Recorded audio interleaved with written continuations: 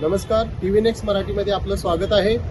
कोल्हापूरमध्ये 2 दिवसापूर्वी बिबट्यानं धुमाकूळ घातला होता। नेमकं त्याच दिवशी कोल्हापूर महानगरपालिकेच्या आरक्षण सोडत होती। त्या आरक्षण सोडतीसाठी कोल्हापूरचे पोलीस त्या ठिकाणी बंदोबस्ताला होते।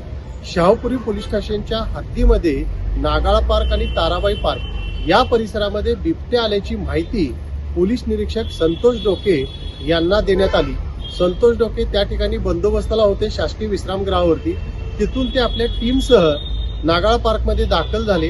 घटनास्थळी भग्यांनी गर्दी केली होती, नागरिकांनी गर्दी केली होती। नागरिकांच्या सुरक्षितेसाठी सुरुवातीला या पोलीस पथकानं नागरिकांना सुरक्षित स्थळी हलवण्याच्या सूचना दिल्या आणि त्यानंतर बिबट्याला रेस्क्यू करण्यासाठी सर्वजण प्रयत्न करू लागले।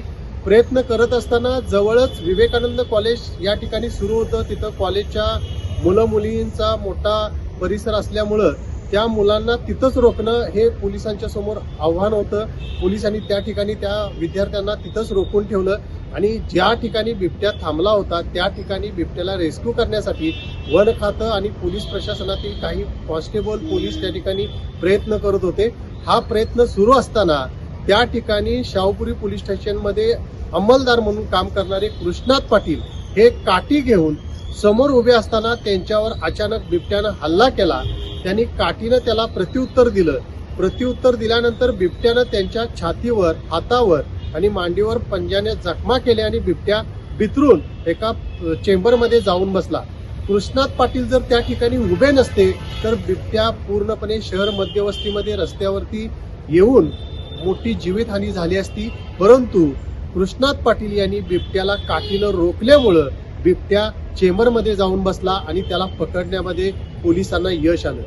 या पकडलेल्या बिबट्याला पोलिसांनी जीवाची पर्वा न करता अगदी धाडसी वृत्तीनं त्यांना बिबट्याला पकडलं आणि त्या ठिकाणी कुठलीही जीवितहानी होऊ दिली नाही।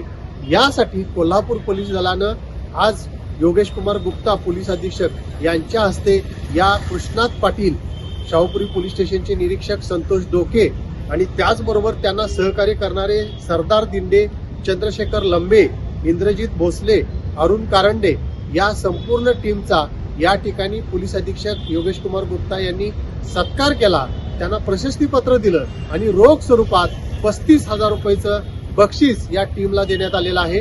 योगेश कुमार गुप्ता यांनी या पत्रकार परिषदेमध्ये अशा पद्धतीने सांगितलं की कृष्णात पाटील हे आमच्यासाठी टायगर आहेत।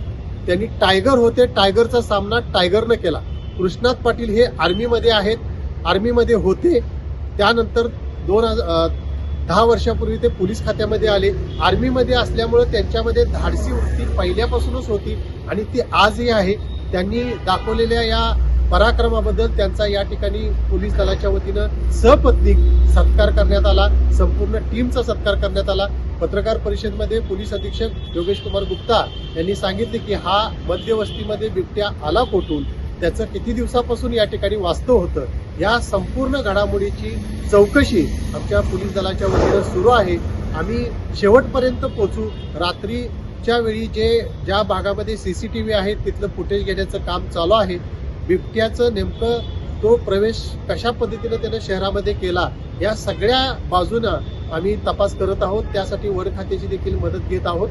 अशा पद्धतीचं त्यांनी या ठिकाणी स्टेटमेंट केलेलं आहे आणि नक्कीच या बिबट्याला पकडणाऱ्या जिगरबाज कृष्णात पाटील आणि त्यांच्या टीमचा या ठिकाणी सत्कार झाला, त्याबद्दल पोलीस दलाच्या वतीनं त्यांचं कौतुक होतं। पोलीस अधीक्षक कार्यालयात झालेल्या पत्रकार परिषदेस पोलीस अधीक्षक Yogesh Kumar Gupta, DySP Tanaji Sawant, Kolhapur city DySP Priya Patil, police निरीक्षक संतोष डोके आणि त्यांचा स्टाफ या ठिकाणी उपस्थित होता।